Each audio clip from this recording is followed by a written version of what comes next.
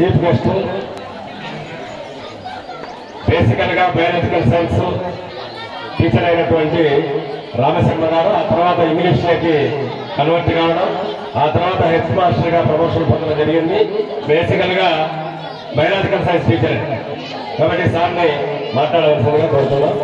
అయాన్ని దృష్టిలో పెట్టుకొని సింపుల్ గా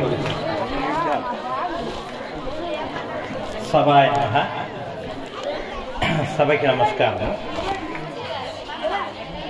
ఈరోజు జరుగుతున్న కార్యక్రమం ఏ కారణంగా జరుగుతుందో చెప్పగలరా? Science day. ఇది మన జాతీయ సైన్స్ దినోత్సవం ఎందుకయింది అంటే సివి రామన్ అనేటువంటి ఒక శాస్త్రవేత్త, భౌతిక శాస్త్రవేత్త రామన్ ఎఫెక్ట్ అనేటువంటి విషయాన్ని కనుగొన్నాడు. ఇది ఒక దృగ్విషయం, అంటే కనబడే అంశం. అసలు సైన్స్ అంటే ఎక్కడ ప్రారంభమవుతుందంటే పరిశీలనతో ప్రారంభమవుతుంది.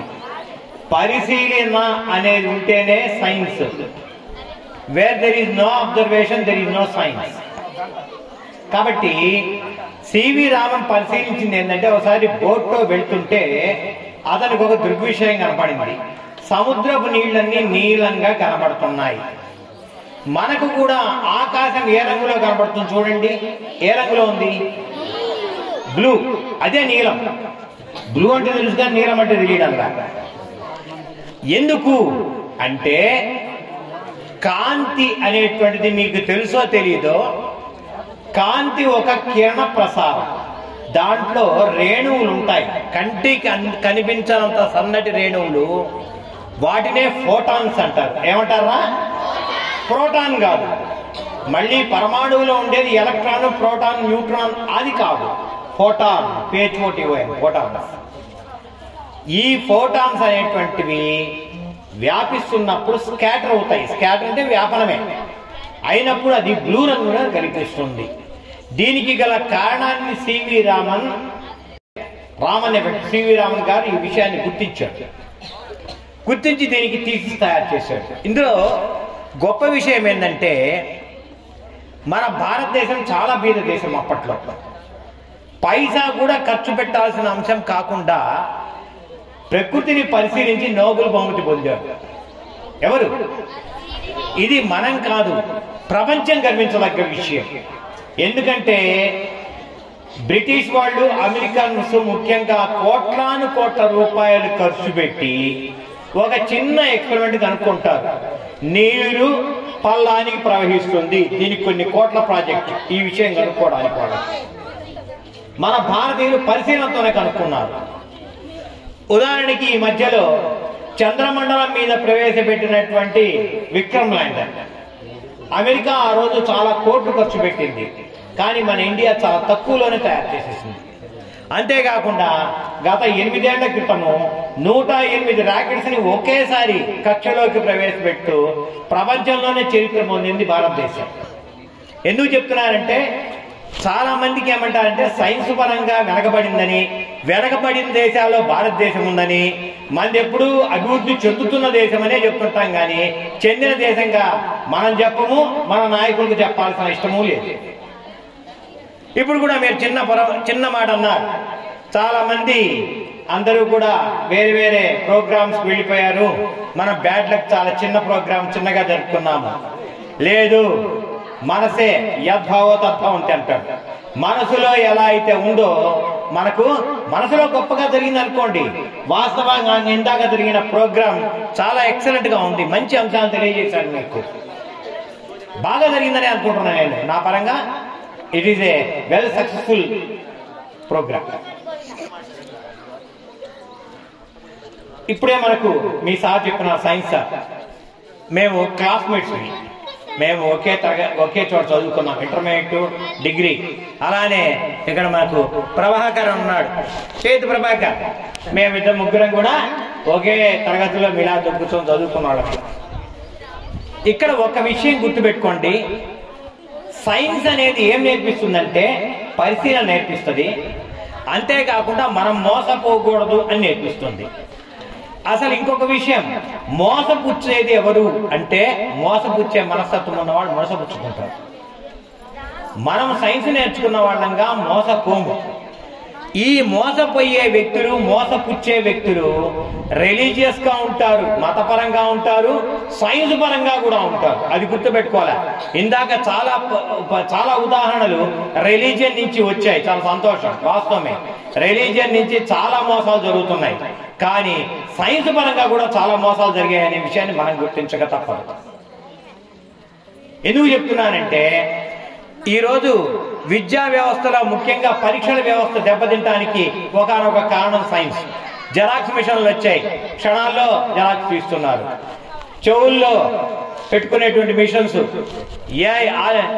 ఆర్టిఫిషియల్ ఇంటెలిజెన్స్ వచ్చింది. చెవులో చిన్న కంప్యూటర్ లాంటి చిప్ పెట్టుకొని మన ప్రశ్న చదివితే ఆన్సర్ చెప్పేస్తుంది. సో మోసపోయేదానికి కారణాలు అనేకం. ఇందులో మోసపోకుండా ఉండటానికి ప్రయత్నించండి. ప్రతి దాంట్లో అంశం ఉంది. కొన్ని మూఢనమ్మకాలు ఉన్నాయి. ఊరు విడిచినా ఉత్తరం పడుకోవద్దు అంటాడు. అందులో రిలీజియస్ గా ఉన్న ఒక పదాన్ని సైంటిఫిక్ గా ఏమన్నా ఉందో చూడండి. భూమి యొక్క ఉత్తర ధ్రువం అంటే అయస్కాంతం యొక్క ఉత్తర ధ్రువం ధనధ్రువం, భూమి యొక్క ఉత్తర ధ్రువం రుణధ్రువం. రుణధ్రువం అంటే ఎలక్ట్రాన్ల సంభావ్యత చాలా ఎక్కువగా ఉన్న ప్రదేశము. మన తలకాయ గనక అటువైపు పాయింట్ చేస్తే మన మెదడు పనిచేస్తున్నది ఎలక్ట్రాన్ల ప్రవాహంతో. అందుకనే ఈ ఎలక్ట్రాన్ల ప్రవాహంతో పనిచేస్తున్న మెదడుని గనక ఉత్తరం వైపు పాయింట్ చేస్తే సజాతి ధ్రువాలు ఏం చేసుకుంటాయిరా? సజాతి ధ్రువాలు వికర్షించుకుంటాయి. ఆ యొక్క అయస్కాంత ప్రభావం చేత నీ మైండ్ డిస్టర్బ్ అయిపోతుంది నైట్. సో కొన్ని విషయాలు ఇట్లా రిలీజియస్ గా చెప్పేశారు. కాబట్టి టేకెన్ యాజ్ గ్రాంటెడ్, అన్నిటినీ మనము విశ్లేషించలేం. ఇంకా ఈ మధ్యలో మనకు ఈ పుష్కర కుంభమేళా జరిగింది. దాదాపు 45 రోజులు భయంకరమైనటువంటి పొల్యూషన్. మరి లెక్క ప్రకారం ఉంటది, కానీ ఏది ఎపిడమిక్ కాలే. ఎక్కడ విరోచనాలు కూడా అవుతున్నారా, పెద్ద న్యూస్ రాలే. అంటే there is something behind it. దాన్ని మనం అబ్జర్వ్ చేయాలి. ఏముంది అక్కడ అంటే, ఇమ్యూనైజ్ అయిందా, ఏరియాలో ప్రభావం ఉందా? ఎందుకనంటే ఒక చిన్న పెళ్లి జరిగి 4 రోజులు మనము ఒక చిన్న కార్యక్రమం జరిగితే 5వ రోజు సగం మందికి విరోచనాలు, సగం మందికి వాంతులు విరోచనాలు అవుతుంటాయి. కారణం ఏంటంటే ఏదో ఒక విధమైన పొల్యూషన్. కాబట్టి ఇందులో సైన్స్ ఉంటుంది, రిలీజియన్లో కూడా ఏమైనా సైన్స్ ఉందేమో పరిశీలించాలా. అదే మన యొక్క నిజమైనటువంటి పరిశీలనాత్మక దృష్టి. సైన్స్ అంటేనే పరిశీలన రా. ఒకటి విమర్శించకూడదు, ఒకటి విసర్జించకూడదు. అందులో ఏమైనా ఉందా? ఎందుకంటే ఈ సైన్స్ పరంగా కనుక చూస్తే సైన్స్ కు చాలా చోట్ల అన్యాయం చేసిన సందర్భాలు ఉన్నాయి. ఉదాహరణకి సర్ రొనాల్డ్ రాస్, ఇతను మలేరియా పరాన్నజీవి అయినటువంటి ప్లాస్మోడియాన్ని కనుక్కున్నాడు. ఆ రోజు మలేరియా వస్తే చాలా మంది చచ్చిపోయేవాడు, బతికేవాడు కాదు. మలేరియా వచ్చిందని చచ్చిపోయినట్టే. కారణం ఏంటంటే దానికి కారణమైన ఆర్గానిజం, దాన్ని ప్లాస్మోడియం అంటారు. అది ఒకటి ఉంది, అది దోమల ద్వారా వస్తుంది అని చెప్పినటువంటి సర్ రొనాల్డ్ రాస్కేమో నోబెల్ బహుమతి ఇచ్చారు. అదే సమయంలో బ్రిటిష్ వాళ్ళని ఒడికించి మొదటి ప్రపంచ యుద్ధంలో చచ్చిపోయినంత మందిలో సగం మంది చచ్చిపోయినటువంటి ఒకే ఒక కారణము ప్లేగ్. మన హైదరాబాద్ లో కూడా చార్మినార్ కట్టింది 16వ శతాబ్దంలో ప్లేగు వల్లనే. ప్లేగులో చాలా మంది, సగం హైదరాబాద్ చచ్చిపోయింది. ఫలితంగా చార్మినార్ కట్టారు. అంత భయంకరమైనటువంటి ప్లేగుకి మందు కనుక్కున్నాడు. ఎవరెవరన్నా చెప్పగలరా? ఒక్కళ్ళన. మరి సైన్స్ డే ఈరోజు ఎవరు చెప్తారు? ప్లేగుకు మందు కనుక్కున్న శాస్త్రవేత్త తెలియదు. అదే కదా సైన్స్ డే అంటే. చెప్పండి. ఎల్లాప్రగడ సుబ్బారావు, భీమవరం, పశ్చిమ గోదావరి. ప్లేగుకు టెట్రాసైక్లిన్ అనే మందు కనుక్కున్నాడు. దాంతో బ్రిటిష్ వాళ్ళు బ్రతుకు జీవుడాన్ని బతికిపోయారు. అలాంటి గొప్ప మేధావికి మాత్రం నోబెల్ బహుమతి ఇవ్వలేదు, కన్సిడరేషన్ కూడా లేదు. మరి దీన్ని ఎవరు మోసం చేశారన్నమాట. కాబట్టి సైన్స్ యొక్క లక్షణం ఏమై ఉండాలంటే మోసపోకుండా ఉండే విధంగా మిమ్మల్ని తయారు చేయాలి. అంతేగాని మోసం అనేది ఎవడైనా చేస్తాడు, దానికి మార్కింగ్ లేదు, ఎవరు స్టాంప్ వేయరు వీడు మోసగాడు కాదని. ఎవడైనా మోసం చేయొచ్చు. మనం మోసపోకుండా ఉండే తత్వమే సైన్స్. కాబట్టి ఈరోజు సైన్స్ డే సందర్భంగా మంచి మెసేజ్ ఇచ్చున్నారు, మంచి కార్యక్రమాలు చూచారు. మనిషి ఎన్ని రకాలుగా మోసపోతారో అన్ని రకాలుగా మోసపోకూడదు అని మనం తెలుసుకున్నాం. దీంట్లో ఒక్కటే ఒకటి గుర్తుపెట్టుకోండి, నలుగురి మాట వినాలి కానీ నమ్మనక్కర్లేదు, మీరు తెలుసుకోండి ఇందులో వాస్తవం ఎంత అవాస్తవం ఎంత. కాబట్టి కొన్ని విషయాలు సైన్స్ కన్నా ముందు రిలీజియన్ కనుక్కుందేమో.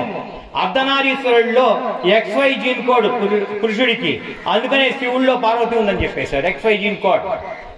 మరి ఇందులో సైన్స్ ఉన్నట్టే నాకు సైన్స్ కనపడింది, దీన్ని ఎవరైనా కావాలేదు. కాబట్టి సైన్స్ అనేటువంటి దానికి ఏది విసర్జించదగ్గ పదార్థం లేదు.